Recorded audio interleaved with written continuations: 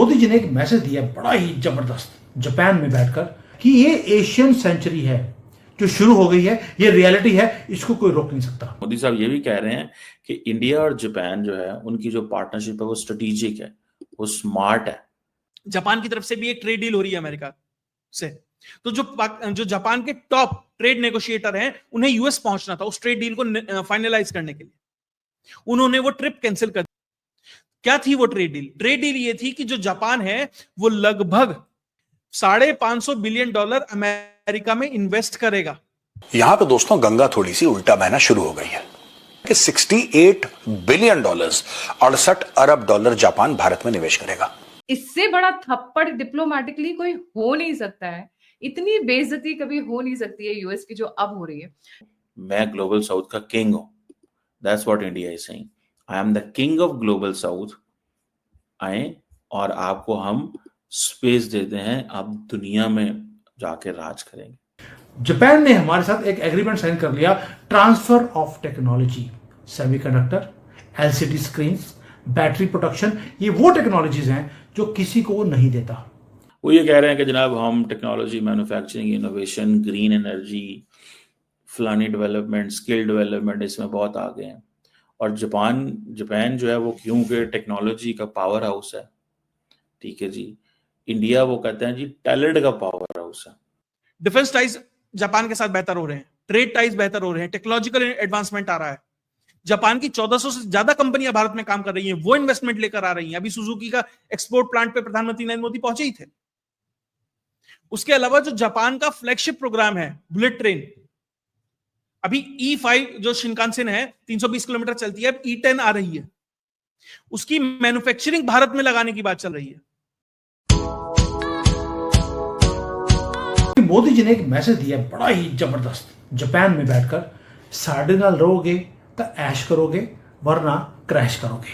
ये क्यों किया, कहा है और इसका मतलब क्या था? साहब ने ये भी बोल दिया कि भाई भारत जो है वो स्प्रिंग बोर्ड है आपका, जापान को ग्लोबल साउथ में, वो जापान तो साउथ में है ही नहीं, वो तो नॉर्थ में है, उनको बोल दिया आप ग्लोबल साउथ का मेंबर बन जाइए। और जापान ने सोचना भी शुरू कर दिया है, यानी कि ऑफिशियली आपने बोल दिया जापान को, और जापान ने ऑफिशियली बोल दिया कि उन्होंने भारत को एक चोजन पार्टनर की तरह देखा है ताकि ग्लोबल इकोनॉमिक्स को रीशेप किया जाए।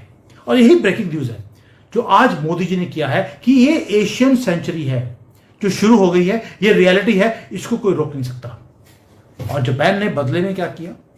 जापान ने हमारे साथ एक एग्रीमेंट साइन कर लिया, transfer of technology, semiconductor, LCD screens, battery protection, ये सारी वो चीजें हैं जो वो आउटसोर्स नहीं करेगा, पार्टनर नहीं करेगा, वो ट्रांसफर कर रहा है कंप्लीटली। ये वो टेक्नोलॉजीज हैं जो किसी को वो नहीं देता। इसलिए बोला है मोदी जी ने ऑफर कर दिया ग्लोबल साउथ 135 कंट्री के अंदर एंट्री जापान की, और जापान ने उसके बदले में आपको पूरी टेक्नोलॉजी ट्रांसफर करने का प्लान कर लिया है। दोस्तों अब भारत वो मार्केट नहीं रहा जहां पर चीप लेबर मिलती है, इसलिए अब आ रहे हैं। वो इसलिए आ रहे हैं क्योंकि भारत को वो टेक्नोलॉजिकली एक पार्टनर मानता है और चाइना को अपना राइवल। मोदी जी ऐसे ही पहले जापान नहीं गए, चाइना से पहले उनको मालूम था कि वहां पर जाकर एक ऐसा एग्रीमेंट साइन होगा जो तोड़ होगा चाइना की दादागिरी का भी। यानी कि चाइना को भी मैसेज दे दिया, अमेरिका को भी दे दिया कि आप मुझे तंग करने की कोशिश करोगे, मेरे पास पार्टनर बहुत है। और वहां पर जो इन्वेस्टमेंट्स है उसकी बात कितनी हो रही है भाई, वहां पर जो है एक तो मैंने बता दिया आपको बड़ी टेक्नोलॉजीज आ रही हैं, प्लस जो इन्वेस्टमेंट्स की बात हो रही है, दिस इज अबाउट $68 बिलियन की इन्वेस्टमेंट है जो जापान ने कमिट कर दिया भारत को। क्योंकि जो इतनी बड़ी इंडस्ट्रीज आएंगी तो इन्वेस्टमेंट लेकर आनी पड़ेगी। और जो जापानीज कंपनीज हैं, Japanese companies already price competition में लड़ रही हैं चाइना के साथ और उन्हें वहां से भागना पड़ रहा है। और भागने के बाद उनको परफेक्ट एक कंट्री मिला, वो था भारत। तो इसीलिए उन्होंने जो अपनी सेमीकंडक्टर है, आपको लगेगा यार ऑर्डनरी क्या हो गया, सेमीकंडक्टर की चिप ही तो है, लेकिन दोस्तों ये जो सेमीकंडक्टर है ये बैकबोन है हर चीज का। इलेक्ट्रिक व्हीकल्स है, वोल्टेज कंट्रोल है, एयर कंडीशनर, एनर्जी एफिशिएंसी है, रेफ्रिजरेटर है, वो ट्यूबलाइट है, कुछ भी है, सबके अंदर ये क्रिटिकल टेक्नोलॉजी लगेगी। और जापान ने हमें देने का वादा कर लिया, सिर्फ इसलिए क्योंकि वो हमें ट्रस्ट करते हैं और किसी को नहीं करते। जापान ने ये टेक्नोलॉजी इवन की अमेरिका के साथ भी शेयर नहीं करी है। ये है इन्वेस्टमेंट का रेवोल्यूशन। नंबर्स भी ऐसे हैं जो डबल होते जा रहे हैं। जापान की जो भागीदारी है इन्वेस्टमेंट्स की भारत के अंदर पिछले 3-4 सालों में वो 53% इंक्रीज हुई है। अब $68 बिलियन और कमिट कर दिया। और जापान ऑलरेडी ग्लोबल साउथ के अंदर भी अपनी इन्वेस्टमेंट्स को इंक्रीज करता जा रहा है पिछले 2-3 सालों में। और जो सेक्टर्स हैं, सेक्टर्स भी बड़े कमाल के हैं। ऑटोमोबाइल, उसके अंदर जापान का पैसा है, हमें पता भी नहीं है, लेकिन जापान इन सारी चीजों में एंटर कर चुका है। जापानीज मनी ऑलरेडी सेमीकंडक्टर में, रिन्यूएबल एनर्जी में, इवन की जो हमारा फिनटेक है उसके अंदर ऑलरेडी इन्वेस्टमेंट्स आ चुकी हैं। एग्रो प्रोसेसिंग जो है, हेल्थ केयर है, उसके अंदर मैसिव जापानीज कैपिटल इनफ्लो हो चुका है भारत के अंदर पिछले 2 सालों में। एक तरफ तो भारत में इन्वेस्टमेंट्स है, दूसरा चाइना से एक एग्जिट स्ट्रेटेजी भी है जापान की। जापान ने ऑलरेडी अपनी कंपनियों को बोल दिया, आप कोविड के बाद आप चाइना का पीछे छोड़ दीजिए, अगर आप फैक्ट्रियों को बंद करके वहां पे जाएंगे तो मैं आपको पैसे दूंगा। यानी कि चाइना के लिए एक नाइटमेयर बन चुका था। सप्लाई चेन ऑलरेडी डिस्टर्ब हो गए थे कोविड के कारण, और ऊपर से जियोपॉलिटिकल जो टेंशंस हैं चाइना के साथ साउथ चाइना सी में, उसी कारण प्लस मैं एक चीज भूल गया, चाइना कॉपी भी कर रहा था जापान को। तो जापान को जब अब पता लगा कि भी मेरी जो टेक्नोलॉजी सारी कॉपी हो रही है, यहां से चोरी हो रही है, तो उसके बाद उन्होंने एक चाइना की एग्जिट की एक पॉलिसी बना ली। और उसके बाद जापान ने उनको एग्जिट किया और पकड़ा किसको? भारत को। क्यों? उनको 2-3 चीजें चाहिए थी जापान को। Democratic country, reliable partner, scalable, ताकि अगर वो जाए तो वहां पर एक स्केलेबल ऑल्टरनेट भी मिलना चाहिए। और एंटर किए मोदी जी। मोदी जी को मालूम था कि चाइना से दुखी है जापान, और वैसे भी इनकी जो दुश्मनी है वो इंडिया पाकिस्तान की तरह है।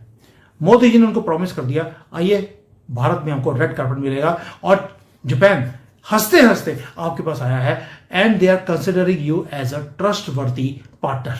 शेयर्ड वैल्यूज हैं, genuine long term cooperation already हमारा 50-60 साल से जापान के साथ चल रहा है। और भाई हमारे जो इंजीनियर्स हैं उनका भी रास्ता खोल दिया है, वो भी जापान में जाके काम कर सकते हैं, क्योंकि उनकी अपनी पॉपुलेशन कम होती जा रही है। इसलिए सोने पे सुहागा है, साढ़े नाल रहोगे ऐश करोगे वरना क्रैश करोगे। और रिजल्ट ये है कि जापान ने आपको क्रिटिकल टेक्नोलॉजीज को ट्रांसफर करने का प्लान बना लिया है, जो उसने दुनिया में किसी के साथ भी नहीं किया। दोस्तों, मोदी जी ने साथ में ये भी बोल दिया, ये सेंचुरी है एशिया की, ये बोला क्लियरली। अब ये मैसेज बड़ा क्लियर है। क्यों? क्योंकि एकदम बोल दिया उन्होंने कि एशिया की सेंचुरी का मतलब है भारत अब एक इमर्जिंग इकोनॉमिक पावर है, टेक्नोलॉजिकल हब बनता जा रहा है। ऑलरेडी जापान है, कोरिया, इवन की ताइवान ने भी हमें अपनी टेक्नोलॉजीज ट्रांसफर करने की उन्होंने प्लानिंग बना ली है। They already talking to us. Numbers भी प्रूव करते हैं कि $43 बिलियन क्यूमुलेटिव अगर इन्वेस्टमेंट देखें जापान की भारत में ऑलरेडी हो चुकी है। 5th लार्जेस्ट डेस्टिनेशन है जापान का फॉर इन्वेस्टमेंट्स, और अब $68 बिलियन और आने वाले हैं। यानी कि 100 बिलियन को क्रॉस कर जाएगी इनकी इन्वेस्टमेंट।